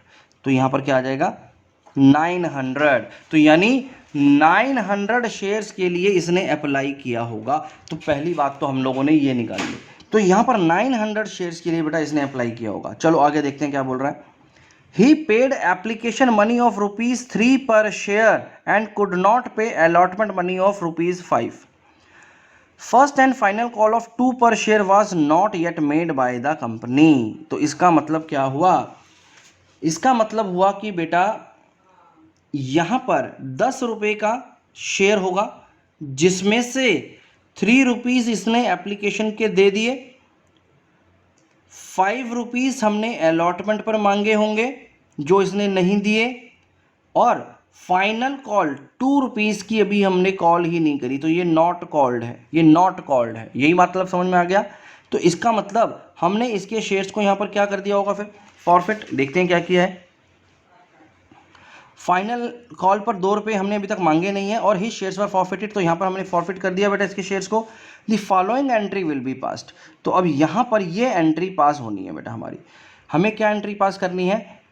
इक्विटी शेयर कैपिटल अकाउंट को डेबिट करना है X अमाउंट से, शेयर फॉरफिट अकाउंट में चला जाएगा Y अमाउंट, और इक्विटी शेयर अलॉटमेंट में Z अकाउंट। क्योंकि हम लोग अलॉटमेंट की कॉल किया है बेटा, अलॉटमेंट पर हमारा यानी कॉल्स इन अरियर भी हो सकता था यहाँ पर, लेकिन उसने कॉल्स इन अरियर अकाउंट ना बना करके क्या बनाया हुआ है? अलॉटमेंट का अकाउंट बनाया हुआ है। तो चलिए देख लेते हैं। तो आपको ये बताना कोई मुश्किल काम है क्या कि शेयर कैपिटल में कितना अमाउंट आएगा बेटा? बस अगर आप ये शेयर कैपिटल का भी अमाउंट निकाल लेते हो बेटा तो आपका आंसर आ जाएगा। देखिए यहाँ पर सबका अमाउंट अलग अलग आया हुआ है। आपको अगर ये वाला अमाउंट भी अगर आपने निकाल लिया तो आपको इजीली पता चल जाएगा कि इसमें से किस ऑप्शन पे जाना है। तो शेयर कैपिटल में हम किस अमाउंट को डेबिट करते हैं पहले ये समझते हैं। हमने कितने की कॉल कर ली है इसको बेटा? हमने ₹8 की कॉल करी थी, तो ₹8 हमने इसके शेयर कैपिटल में डाले होंगे कितने शेयर्स पर?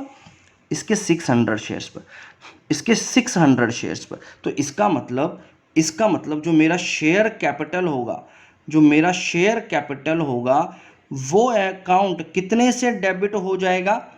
600 इंटू 8, 600 इंटू 8, क्योंकि मैंने इतने की कॉल कर ली है बेटा, इतना पैसा मैं इनके कैपिटल में पहले ही क्रेडिट कर चुका हूं, तो अब मुझे उसको वापस डेबिट करना है क्योंकि मैं इसके शेयर्स को फॉरफिट कर रहा हूं, कैंसिल कर रहा हूं। तो जितना मैंने इनके कैपिटल अकाउंट में डाला था मैं उसको वापस करूंगा। तो ₹8 इंटू 6 कितना हो गया? 4800। ₹4800 मेरा शेयर कैपिटल अकाउंट में यहाँ पर डेबिट होना चाहिए बेटा। ₹4800 मेरा यहाँ पर डेबिट होना चाहिए। तो चलिए अब यहाँ देखें, यहाँ पर ये ₹4800 यहाँ पर डेबिट हो रहा है 30th क्वेश्चन में। तो यहाँ पर 1 मिनट में हमें पता चल गया कि इसका जो सही आंसर है वो सी होगा, क्योंकि किसी और में 48 आ ही नहीं रहा, किसी एक में 48 तो कहीं पे भी आ नहीं रहा। अगर आप इसको आगे भी फर्दर चेक करना चाहो तो कर सकते हो। तो शेयर फॉरफिटेड अकाउंट में कितना चला जाएगा बेटा? शेयर फॉरफिटेड अकाउंट में कितना जाएगा? तो देखो शेयर फॉरफिट जब हम लोग कर रहे हैं तो इसके कितने पैसे आए हुए हैं हमारे पास? ₹3 आए हुए हैं। और कितने शेयर्स के लिए उसने ₹3 दिए थे?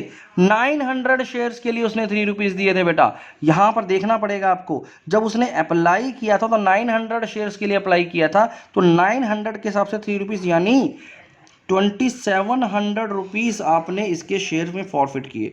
तो share forfeited account, share forfeited account में क्या आ जाएगा हमारे पास? ये आ जाएगा 2700। बाकी का जो बैलेंस बच गया, वो बन गया share allotment, share allotment account. और वो बैलेंस कितना है बेटा? वो बैलेंस है 2100 का।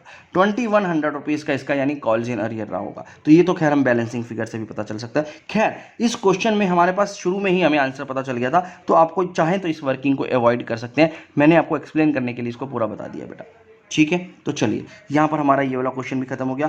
क्वेश्चन नंबर 31 देखते हैं बेटा। क्वेश्चन नंबर 31 क्या बोलता है बेटा? Given below are 2 statements, one labelled as assertion and the other labelled as reason. तो चलिए असर्शन और रीजन का फिर से क्वेश्चन आ गया। तो यहाँ पर हमारे पास क्या होगा? ये फैक्ट होगा। देखिए क्या फैक्ट हमारा ठीक आ रहा है नहीं आ रहा। In case of share issue on pro rata basis, excess money received at the time of application can be utilized till allotment only।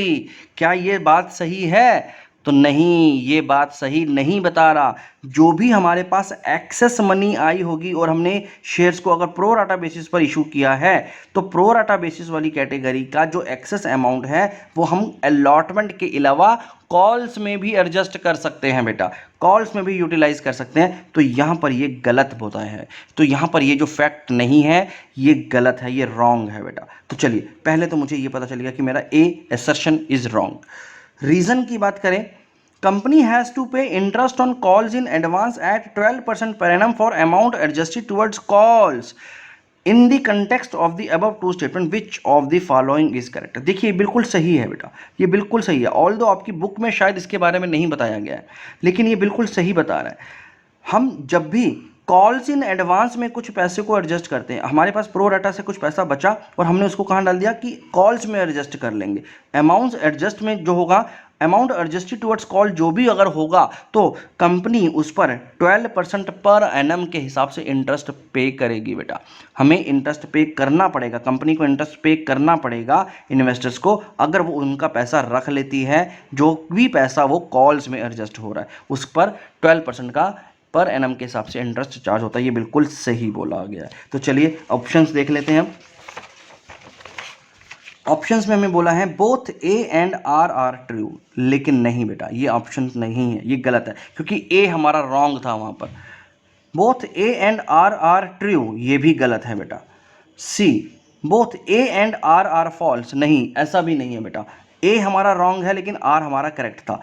A is false but R is true. Yes, this is the correct answer. This is the correct answer. तो 31 का D is the correct answer. Right? तो चलिए, ये simple सा question था बेटा। आगे बढ़ते हैं क्वेश्चन नंबर 32। तो क्वेश्चन नंबर 32 क्या बेटा? Ajay and Vinod are partners in the ratio of 3:2. Their fixed capital were 3 lakhs and 4 lakhs respectively. After the close of account of the year, it was observed that interest on capital which was agreed to be provided at 5% per annum was erroneously provided at 10% per annum. मतलब क्या हुआ बेटा? हमने ये जो partners हमारे अजय और विनोद, जिनका कैपिटल हमें यहाँ पर फिक्स्ड कैपिटल दे रखा है 3 लाख एंड 4 लाख रुपीज़ का, इन्हें as per agreement interest on capital देना था 5% पर एनम के हिसाब से, जबकि गलती से क्या दे दिया? 10% दे दिया पर एनम के साथ। 10% पर एनम के हिसाब से कैलकुलेट करके हमने इनको दे दिया। तो अब हमें यहाँ पर क्या बोल रहा है? By what amount will Ajay accounts be affected if partners decided to pass an adjustment entry for the same. अब पार्टनर्स ने अगर ये डिसाइड किया कि हम लोग एक एडजस्टमेंट एंट्री से इस गलती को ठीक कर लेते हैं, तो अजय के अकाउंट में किस तरह से वो अमाउंट रिफ्लेक्ट होगा, कैसे अजय का अकाउंट अफेक्ट करेगा इस एडजस्टमेंट एंट्री से, अब हमें ये बताना है। तो चलो देखते हैं इसको किस तरह से हमें सॉल्व करना है। देखो बेटा, बहुत ही सिंपल सा क्वेश्चन है। आपको यहाँ पर ये पास्ट एडजस्टमेंट का कॉन्सेप्ट है, ये तो क्लियर हो ही चुका है, राइट? तो अब आप देखो, अब आप जरा समझो, यहाँ पर आप करेक्टली अगर करते, अगर आप करेक्टली देते, करेक्टली इंटरेस्ट ऑन कैपिटल देते, तो आप कैसे देते? तो आप इसको कैसे देते बेटा? तो आप अजय और विनोद, अजय को आप 5% पर एनम देते बेटा उसके कैपिटल पर, राइट? और अजय का जो कैपिटल है वो कितना है? 3 लैक्स। विनोद का कैपिटल है 4 लैक्स। 3 लैक्स का 5% आपको पहले निकालना है। तो 3 लाख का 5% कितना होता है बेटा? 3 लाख का 5% होता है 15,000। 4 लाख का 5% होता है 20,000। तो आपको ये देना था करेक्टली, बट रॉन्गली क्या कर दिया? रॉन्गली आपने क्या कर दिया? इंटरेस्ट ऑन कैपिटल कितना दे दिया? 10% पर एनम के हिसाब से दे दिया, राइट? हम ऑल्दो इसको शॉर्ट तरीके से भी कर सकते थे, हम इसको शॉर्ट तरीके से कर सकते थे, लेकिन मुझे आपको पूरा एक्सप्लेन करना था, इसलिए मैं इस मेथड से कर रहा हूँ बेटा। तो यहाँ पर इंटरेस्ट ऑन कैपिटल मैंने इनको 10% के हिसाब से दिया, यानी 10% के हिसाब से मैंने इसको कितना दिया? 30,000 दिया, और इसको मैंने दे दिया 40,000, डबल दे दिया, जस्ट डबल दे दिया। यही तो काम किया मैंने, यही तो काम किया ना बेटा, मैंने इसको जस्ट डबल दे दिया। तो इसका मतलब क्या हुआ? अब यहाँ पर हम लोग क्या करेंगे? अब यहाँ पर मुझे क्या करना है? मुझे इससे 15,000 रुपीज़ वापस लेना है बेटा, इससे 15,000 रुपीज़ वापस लेना पड़ेगा, और इससे भी मुझे कितना वापस लेना पड़ेगा? 20,000 रुपीज़ का अमाउंट वापस लेना पड़ेगा। अब मैं चाहता तो मैं इसको डायरेक्ट कैलकुलेट कर सकता था, क्योंकि इनको 5% ज़्यादा दे दिया, तो 5% ज़्यादा का मतलब 5% मैं इससे वापस ले लेता, 5% मैं इससे वापस ले लेता। मैं ऐसे भी दिखा सकता था आपको, लेकिन मैंने इसको पूरे प्रोसेस को समझाना सही समझा, ठीक है? मैं इसका 5% वापस ले रहा हूँ, इससे भी 5% वापस ले रहा हूँ, तो दोनों के अकाउंट यहाँ पर डेबिट हो रहे हैं। ब्रैकेट्स का मतलब है उनके अकाउंट्स को मैं डेबिट कर रहा हूँ। तो टोटल फर्म के पास अब कितना पैसा आ जाएगा वापस? फर्म के पास कितना आ गया बेटा? फर्म के पास 35,000 रुपीज़ आ गया। फर्म के पास 35,000 रुपीज़ वापस आ गया। ये बात समझ में आ गई आपको? ये बात क्लियर हो गई? अब अब ये जो 35,000 रुपीज़ है मैं इसको वापस डिस्ट्रीब्यूट करूंगा बेटा। अब ये 35,000 रुपीज़ मैंने इनसे रिकवर कर लिए क्योंकि मैंने इनको एक्स्ट्रा अमाउंट दे दिया था। ये जो एक्स्ट्रा अमाउंट दिया था ये मेरे पास 35,000 रुपीज़ का था जो कि मेरे पास आ चुका है। अब मैं इस अमाउंट का क्या करूंगा, अब मैं इस अमाउंट को इनके प्रॉफिट शेयरिंग रेशियो में डिस्ट्रीब्यूट करूंगा बेटा। यही तो करते हैं ना। तो जो भी हमारा एक्सेस अमाउंट आया वो हम क्या कर रहे हैं, उसको distribute in profit sharing ratio. और इनका प्रॉफिट शेयरिंग रेशो क्या गिवन है, 3:2।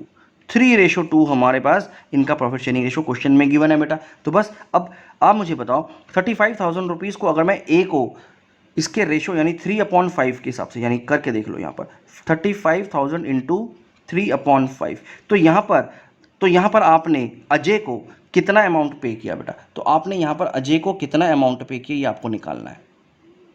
तो आपने अजय को यहाँ पर दिया बेटा 21,000 यानी 21,000 रुपीज़ का अमाउंट अब आपको अजय के अकाउंट में क्रेडिट करना पड़ेगा, राइट। तो इसका मतलब क्या हुआ, अब देखो जरा यहाँ पर आपने अजय को देना है 21,000 और उससे लेना कितना है 15,000। आ रही है बात समझ में। तो यहाँ पर आप इसका नेट इफेक्ट निकाल लोगे तो नेट इफेक्ट क्या निकल करके आ जाएगा 6,000 रुपीज़। और प्लस साइड में कौन सा है, बड़ा वैल्यू कौन सा है, ये वाला क्रेडिट वाला। जो भी प्लस साइड की वैल्यू होती है, जो पॉजिटिव वैल्यू होती है वो क्रेडिट होती है और जो नेगेटिव वैल्यू होती है वो डेबिट होती है। हम लोग पहले पास्ट एडजस्टमेंट में डिटेल में डिस्कस कर चुके हैं बेटा, बहुत सारे क्वेश्चन हम लोगों ने किए हैं इसके, ठीक है। तो यहाँ पर क्या हुआ, ये जो 6,000 रुपीज़ है बेटा, ये 6,000 रुपीज़ अब मुझे अभिनव के अकाउंट में, सॉरी अजय के अकाउंट में क्रेडिट करने पड़ेंगे, ये इसके अकाउंट में क्रेडिट करने पड़ेंगे। तो चलिए अब ये हम देख लेते हैं। और ये कौन से अकाउंट में क्रेडिट होंगे, सबसे बड़ी बात, क्योंकि यहाँ पर हमारा फिक्स्ड कैपिटल है बेटा। फिक्स्ड कैपिटल के केस में हमें जितना भी सैलरी होता है, जितना भी इंटरेस्ट ऑन कैपिटल होता है, जितना भी प्रॉफिट का शेयर होता है वो हम कहाँ डालते हैं, वो हम उनके करंट अकाउंट में डालते हैं। तो चलो देखते हैं आंसर क्या है बेटा। Ajay's current account will be debited by 15,000. Ajay's current account will be credited by 6,000. Ajay's current account will be credited by 35,000 और Ajay's current account will be debited by, तो हमारा आंसर क्या है बेटा 6,000 यानी बी, 32 का बी, राइट। हमें अजय के करंट अकाउंट को क्रेडिट करना है 6,000 से, वही हम लोगों ने निकाला। 6,000 से हमें इसके अकाउंट को क्रेडिट करना है। आई होप आपको ये क्वेश्चन अच्छे से समझ में आ चुके हैं बेटा। चलिए आगे बढ़ते हैं बेटा, नेक्स्ट क्वेश्चन को देखते हैं, question number 33।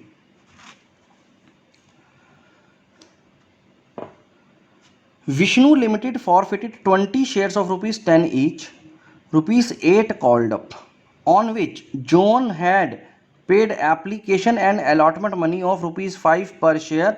Of these 15 shares were reissued to Parakh as fully paid up for ₹6 per share. ओहो, तो चलिए तो इसकी भी एक छोटी सी समरी बना लेते हैं। इसकी भी पहले एक छोटी सी समरी बनाते हैं फिर उससे हम लोग इसको समझेंगे बेटा। तो यहाँ पर हमें बोला विष्णु लिमिटेड ने फॉरफिट किए हैं 20 शेयर्स को। तो 20 शेयर्स हमारे फॉरफिटेड है, पहले ये लिख लेते हैं। तो 20 शेयर्स फॉरफिटेड जिसमें हमें क्या बोला गया है, एक शेयर की वैल्यू है 10 रुपीज़ की, 10 रुपीज़ का एक शेयर है, ₹8 कॉल्ड अप। 8 कॉल्ड अप का मतलब लास्ट के 2 रुपये अभी नॉट कॉल्ड होंगे बेटा। तो नॉट कॉल्ड में हमारे पास 2 रुपये आ रहे होंगे, ये बड़ी सिंपल सी बात है। On which Johan had paid application and allotment money of ₹5 पर शेयर, यानी मेरा एप्लीकेशन एंड अलॉटमेंट पर मैंने 5 रुपये मांगा था, जो कि जोहन नाम से एक इन्वेस्टर था, उसने पे कर दिया बेटा, ठीक है, वो उसने पे कर दिया। अब हमने इसके जो 20 शेयर्स थे वो क्या कर दिए, फॉरफिट कर दिए। क्यों फॉरफिट कर दिए होंगे बेटा, क्योंकि उसने ये कहीं ना कहीं फर्स्ट कॉल के 3 रुपये नहीं दिए होंगे। आपको ये फर्स्ट कॉल के 3 रुपये नहीं दिए होंगे तभी तो आपने इसके शेयर्स को फॉरफिट कर दिया होगा, ठीक है। तो जोहन के ये 20 शेयर्स जो थे वो हमने फॉरफिट कर दिए उसके फर्स्ट कॉल का पैसा ना देने की वजह से। एप्लीकेशन एंड अलॉटमेंट पर जो 5 रुपये आने थे वो तो मेरे पास आ चुके, राइट। आगे देखते हैं क्वेश्चन क्या बोल रहा है। Of these 15 shares were reissued. अब हमने इसमें से ये 20 में से 15 शेयर्स को क्या कर दिया बेटा, रीइश्यू कर दिया, रीइश्यूड। 15 शेयर्स हमने यहां पर इसके रीइश्यू कर दिए हैं बेटा। आगे देखते हैं क्या बोलता है। To Parakh as fully paid up for ₹6 पर शेयर, और हमने इसको कैसे इशू किया है, at ₹6 each fully paid up, fully paid up. Fully paid up का मतलब फिर से समझ लेते हैं एक बार। फुली पेड अप का मतलब है हम इसको पूरे के पूरे 10 रुपीज़ की वैल्यू पे दे रहे हैं, पूरे के पूरे 10 रुपये की वैल्यू का शेयर दे रहे हैं। कितने रुपए में? 6 रुपीज़ में। यानी हम इसको 4 रुपीज़ का क्या दे रहे हैं बेटा? हम 4 रुपीज़ का इसको डिस्काउंट ऑफर कर रहे हैं। यानी हम लोग इसको 4 रुपीज़ का कहीं ना कहीं डिस्काउंट ऑफर कर रहे हैं। ठीक है, तो चलो अब आगे क्या बोल रहा है question. What is the balance in the share forfeiture account after the relevant amount has been transferred to capital reserve account? हमने ये बताना है कि इन 15 शेयर्स को आउट ऑफ 20 हमने कितने शेयर्स री इशू किए हैं? 15 शेयर्स री इशू किए हैं।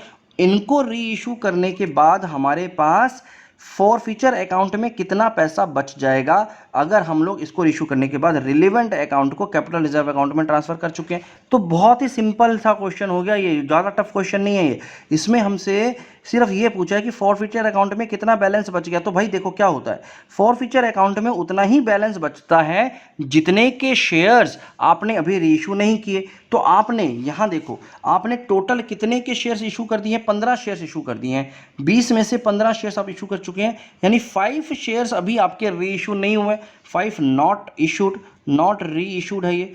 तो आपका इन 5 शेयर्स का ही तो पैसा बचा हुआ होगा, सिर्फ इन 5 शेयर्स का ही पैसा आपके पास बचा हुआ है बेटा। तो अब इन 5 शेयर्स का कितना पैसा आया होगा?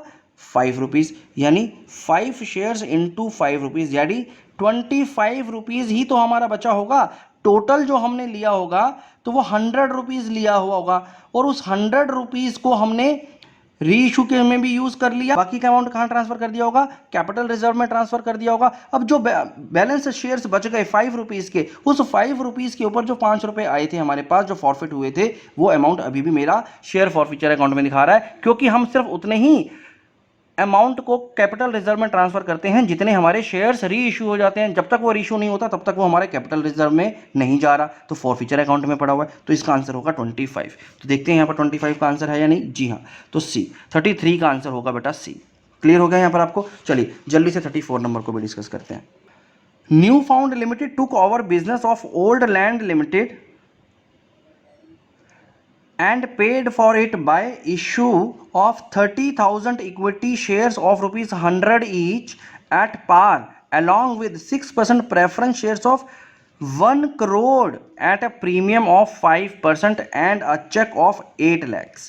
What was the total agreed purchase consideration payable to old land limited? देखो बहुत ही आसान क्वेश्चन आ गया बेटा, इसमें तो कुछ करना ही नहीं है हमें ये बोला है कि न्यू फाउंड लिमिटेड ने ओल्ड लैंड लिमिटेड का बिजनेस टेक ओवर कर लिया। ठीक है जी, कर लिया टेक ओवर। उसने क्या क्या पे किया? Paid for it by issuing 30,000 equity shares of rupees 100 each. तो क्या क्या पे किया, चलो उसको देख लेते हैं। उसने पे किए 30,000 इक्विटी शेयर, जिसमें एक शेयर की वैल्यू है 100 रुपीज। तो टोटल जो इसने पे किया वो कितना किया? 30 लाख रुपीस का अमाउंट इसने इक्विटी शेयर्स के हिसाब के लिए पे किया होगा। ठीक है, उसके बाद जो कि एट पार था, तो यहां पर कोई प्रीमियम की बात नहीं है। अलोंग विद 6% के प्रेफरेंस शेयर्स, जिसकी वैल्यू कितनी है? 1 करोड़। और उस 1 करोड़ के प्रेफरेंस शेयर्स पर उसने प्रीमियम कितना चार्ज किया है? 5%। यानी 5% का अगर मैं प्रीमियम और ऐड कर दूं इसमें, तो 1 करोड़ का 5% अगर आप कैलकुलेट करेंगे तो बेटा कितना आ जाएगा? 5 लैक्स। कितना आ जाएगा? 5 लैक्स। तो इसका मतलब आपने जो 6% के प्रेफरेंस शेयर्स दिए हैं प्लस प्रीमियम इनसे चार्ज किया, वो कितने अमाउंट का हो गया? वो हो गया 1 करोड़ 5 लाख रुपीस का। 1 करोड़ 5 लाख, जिसमें 1 करोड़ के तो हमारे प्रेफरेंस शेयर्स हैं, और बाकी का 5 लाख रुपए जो आया वो 5 लाख रुपए हमारा प्रीमियम का अमाउंट है, जो कि 5% का प्रीमियम हो जाएगा। इसके अलावा आपने क्या दिया? एक चेक दिया है 8 लाख रुपीज़ का। तो ठीक है जी, यहाँ पर हमने चेक भी दिया है 8 लाख रुपीज़ का, तो वो 8 लाख रुपीज़ हम लोग और इसमें दे देते हैं इसको। तो कुल मिलाकर के आपने कितना पैसा दिया, बस यही तो बताने के लिए बोल रहा है वो। तो बस इसको टोटल कर देते हैं बेटा। तो इसको जब हम लोग टोटल करेंगे तो 8 5 13 3 1 4 1 करोड़ 43 लैक्स। 1,43,00,000 रुपीज़ आपने यहाँ पर टोटल पे किया होगा। तो ये बी आंसर है। मुझे सी और डी को देखने की ज़रूरत ही नहीं है बेटा, आगे जा करके देखने की ज़रूरत ही नहीं है, क्योंकि मेरा आंसर ही यही होगा 34। ठीक है, तो आपको सीधा सीधा सब मैं कैलकुलेशन करके बताना था कि टोटल अमाउंट कितना दिया, उसे ही तो हम लोग परचेज कंसिडरेशन कहते हैं। जितना अमाउंट का हमने इनको प्रॉमिस किया कि हम इतना अमाउंट आपको दे रहे हैं, उसी अमाउंट को हम लोग परचेज कंसिडरेशन कहते हैं। तो चलिए क्वेश्चन नंबर 34 तक हमने कर लिया है। क्वेश्चन नंबर 35 समझते हैं बेटा। A and B are partners in the ratio of 3:2. C is admitted as a partner and he takes 1/4 of his share from A. B gives 3/16 of his share to C. What is the share of C? ओहो, तो थोड़ा सा tricky question, थोड़ा सा tricky है। चलो देखते हैं इसको क्या है। सिर्फ आपको लैंग्वेज पर कमांड करना है बेटा इस तरह के क्वेश्चंस के लिए। इसने बोला A और B दो पार्टनर्स हैं जिनका प्रॉफिट शेयरिंग रेशियो हमें गिवन है 3:2। ठीक है, अब इन्होंने बोला एक सी पार्टनर नया एडमिट हो गया, अब उसका शेयर कितना है, सीज शेयर, वो हमें फाइंड आउट करना है, वो हमें फाइंड आउट करना है, वो हमें नहीं मालूम। यही तो हमारा क्वेश्चन है कि सी का शेयर कितना, ये हमें फाइंड आउट करना है। अब इसने सी का जो शेयर है वो कैसे बनेगा, सी ने किस किस से कितना कितना लिया उसकी इंफॉर्मेशन हमें गिवन है। C is admitted as a partner and he takes 1/4 of his share from A. इसका क्या मतलब है बेटा, इस लैंग्वेज पर कमांड कर लो। अगर आपने ये लैंग्वेज अच्छे से समझ ली तो फिर आप क्वेश्चन में गलती नहीं करोगे। इसमें बोला है कि जो सी ने अपना शेयर लिया है उसमें 1/4 ऑफ हिज का मतलब है सी इटसेल्फ, कि सी के शेयर का 1/4 शेयर उसने ए से लिया है। तो इसका मतलब ए का सेक्रीफाइस कितना हुआ, एज सेक्रीफाइस बेटा कितना हो गया, वो हो गया सीज शेयर का 1/4। ए कितना शेयर दे रहा है सी को, ए सी के शेयर का 1/4 दे रहा है, ये हमें क्वेश्चन ने बोला है। आ गई बात समझ में। ए कितना सेक्रीफाइस कर रहा है, ए सी के शेयर का 1/4 हिस्सा सी को देगा, एक बात। और बी का सेक्रीफाइस तो गिवन है, डायरेक्ट गिवन है, बी का डायरेक्ट गिवन है बेटा। तो बी का सेक्रीफाइस कितना है 3/16 अपने शेयर्स में से, बी अपने शेयर का 3/16 दे रहा है। तो बस, तो 1/16 तो दो हो गया बी का सेक्रीफाइस, और ए का सेक्रीफाइस कितना है, सी के शेयर का 1/4। ये बोला है हमारे क्वेश्चन ने, हमें पहले लैंग्वेज पर कमांड करना है। ठीक है, तो अब देखो, अब मुझे इसको कैसे निकालना है। अब देखो बहुत ही आसान काम है। मान लो मैंने सी का शेयर है, तो सी के शेयर को मैंने एक्स ले लिया। ठीक है, सी के शेयर को मुझे एक्स निकालना है, सी का शेयर निकालना है, और C share equals to x. तो सी का शेयर हम कैसे निकालेंगे बेटा, अगर कोई नया पार्टनर आता है तो जितना जितना सेक्रीफाइस पुराने पार्टनर करते हैं उन दोनों का सम ही तो मिलता है। तो अब मुझे बताओ ए का सेक्रीफाइस कितना है, ए का सेक्रीफाइस है सी शेयर्स मैंने ले लिया एक्स इंटू 1/4, प्लस बी का सेक्रीफाइस कितना है 1/16, बी का सेक्रीफाइस कितना है, सॉरी 3/16 है बेटा, क्वेश्चन में 3/16 गिवन है। ठीक है, तो बी का सेक्रीफाइस जो हमें गिवन है वो 3/16 है, ये रहा 3/16। ठीक है, तो ये हमारे पास x का शेयर निकल आएगा। यहाँ पर अब हमारे पास इस तरह से c का शेयर निकल के आ जाएगा। तो अब यहाँ पर इसको सॉल्व कर लेते हैं बेटा। अब इसको कैसे सॉल्व करेंगे, तो बस अब x इक्वल्स टू, अब पहले इसको सॉल्व कर लेते हैं। ये हो गया बेटा 4x + 3/16। ये ठीक है, ये समझ में आ गया आपको। एलसीएम लेकर के आप इसको सॉल्व कर लोगे। फिर उसके बाद इस x को 16 को यहाँ पर ले आते हैं, तो ये हो जाएगा 16x इक्वल्स टू 4x + 3। अब आप ये 4x को यहाँ पर ले आएंगे, तो 16x - 4x इक्वल्स टू 3। अब इसको सॉल्व कर देंगे तो 12x इक्वल्स टू 3। बस, अब आपके पास x की वैल्यू क्या आ गई बेटा, तो x की वैल्यू आ गई 3/12, यानी 3/12 को जब आप काटेंगे तो 1/4। तो यानी x क्या निकल के आ गया हमारा 1/4। और x क्या है बेटा, x क्या लिया था हमने, तो हमने यहाँ पर x ले लिया था c का शेयर। तो मैंने यहाँ पे लिख देता हूँ, late c's share is x। ठीक है, तो x के हिसाब से हम लोगों ने, तो अब c का शेयर हमारे पास सीधा सीधा निकल के आ गया 1/4। बस इतनी सी वर्किंग आपको करनी थी। आपको मेजरली ये पॉइंट समझना है बेटा, आपको मेजरली ये पॉइंट समझना है। बाकी तो आप इस इक्वेशन को सॉल्व कर रहे हो। ए का जो सेक्रीफाइस है वो सी के शेयर का 1/4 है। इस बात को अगर आप समझ गए तो फिर क्वेश्चन आसान हो जाता है। ठीक है, तो 1/4 इसका आंसर होना चाहिए। तो ए इज द आंसर, राइट। चलिए 36 नंबर क्वेश्चन देखते हैं। यहाँ पर बोल रहा है Krishna limited has issued capital of 20 lakhs equity shares, 20 lakh equity shares, जिसकी एक शेयर की वैल्यू है 10 रुपीज। ओके, टिल डेट ₹8 पर share have been called up. अभी तक हमने इस 10 रुपये में से 8 रुपये की कॉल कर ली है और एंटायर मनी रिसीव हो चुकी है हमारे पास, ठीक है, एक्सेप्ट कॉल ऑफ ₹4 पर शेयर ऑन 800 शेयर्स। यानी 800 शेयर्स हैं किसी के पास, 800 शेयर्स हैं बेटा किसी के पास, उस पर उसने कॉल के 4 रुपये नहीं दिए। इसका मतलब ये है, ठीक है। आगे देखते हैं क्या बोल रहा है। And ₹3 per share from another holder who holds 500 shares. इसके अलावा 500 शेयर्स का एक और होल्डर है जिसने आपको 3 रुपये नहीं दिए। ये बात बोली है इसने, ठीक है। अभी देखते हैं आगे। What will be the amount appearing as subscribed but not fully paid up capital? ओहो, तो subscribed but not fully paid up capital के अंदर क्या अमाउंट अपीयर होगा जब हम लोग इसको कंपनी की बैलेंस शीट में डालेंगे। ठीक है बेटा, समझ गए। तो पहले तो ये देखते हैं कितना कितना पैसा यहाँ पर नहीं आया। पहले तो हम लोग ये देख लेते हैं कि पहले कितना कितना पैसा नहीं आया, ठीक है। तो यहाँ पर मेरे पास कितना पैसा नहीं आया, 8 4 जा 32, 3200 रुपये नहीं आया। 5 3 जा 15, 1500 रुपीज़ मेरे पास यहाँ पर नहीं आया, ठीक है। तो ये अमाउंट मेरे पास टोटल कितना हो गया, 4700 रुपीज़ का अमाउंट मेरे पास यहाँ पर कॉल्स इन अरियर में रह गया होगा, ये नहीं आया, ठीक है, कोई बात नहीं। अब हमारे पास आना कितना था, एक्सपेक्टेड कितना था। देखो बेटा, आपने यहाँ पर क्या बोला है, आपने बोला है कि आपने 20 lakhs इक्विटी शेयर्स को इशू किया है, 20 लाख इक्विटी शेयर्स को इशू किया है। तो 20 लाख इक्विटी शेयर्स की बात करी है, तो 20 लाख इक्विटी शेयर्स हो गए हमारे पास। और उस पर आपने कितने की कॉल करी है, कितने की कॉल करी है अभी तक आपने, 8 रुपीज़ की, 8 रुपीज़ आपने कॉल किए। तो यानी आपके पास इसके 8 रुपीज़ आ जाने चाहिए थे, जो कि आपके सब्सक्राइब्ड कैपिटल का पार्ट होना चाहिए। आपकी सब्सक्राइब कैपिटल का पार्ट कितना होना चाहिए था, 8 रुपीज़ ऑफ 20 लाख शेयर्स। तो इसका मतलब टोटल कितना हो गया,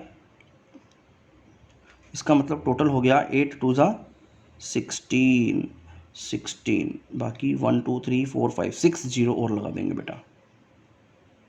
तो ये हो गया हमारे पास 1,60 लाख, 1,60 लाख रुपीज़ का हमारे पास सब्सक्राइब्ड कैपिटल हो जाना चाहिए था बेटा इसके हिसाब से।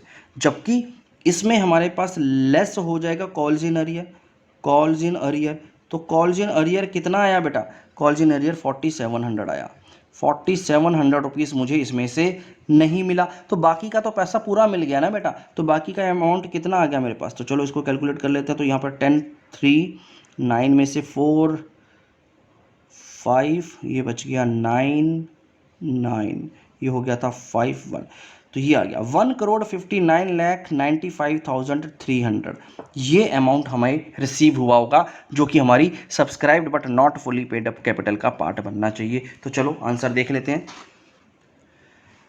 1,59,95,300 ये हमारी वैल्यू बिल्कुल मैच कर रही है, तो इसका आंसर सी होगा बेटा, इसका आंसर सी होगा। आई होप आपको समझ में आ गया होगा, ठीक है। तो ये वर्किंग आपको क्लियर हो गई। आपने यहाँ पर सिंपल सी बात क्या करनी थी कि कितना अमाउंट आपने कॉल किया जो हमें मिलना चाहिए था और उसमें से कितना नहीं मिला, बस वही तो हमारा subscribe but not fully paid up capital में जाएगा। नॉट फुली पेड अप में क्यों गया, क्योंकि अभी आपने 2 रुपये की कॉल करी ही नहीं है, 10 रुपये के शेयर में सिर्फ 8 ही रुपये कॉल किए हैं, इसलिए वो subscribe but not fully paid up capital में जाएगा। और जितना अमाउंट हमारे पास नहीं आया वो कॉल इन अरियर, वो हमारा यहाँ पर कम होकर के ये अमाउंट आ गया। तो चलिए बेटा, तो यहाँ पर हमने क्वेश्चन नंबर 36 भी किया। आज की वीडियो में बस इतना ही करेंगे बेटा, आज हम लोग इसको यहीं पे रोकेंगे। अगला जो पार्ट है सेक्शन सी, हम इसको नेक्स्ट वीडियो में लेकर के डिस्कस करेंगे। Thank you very much.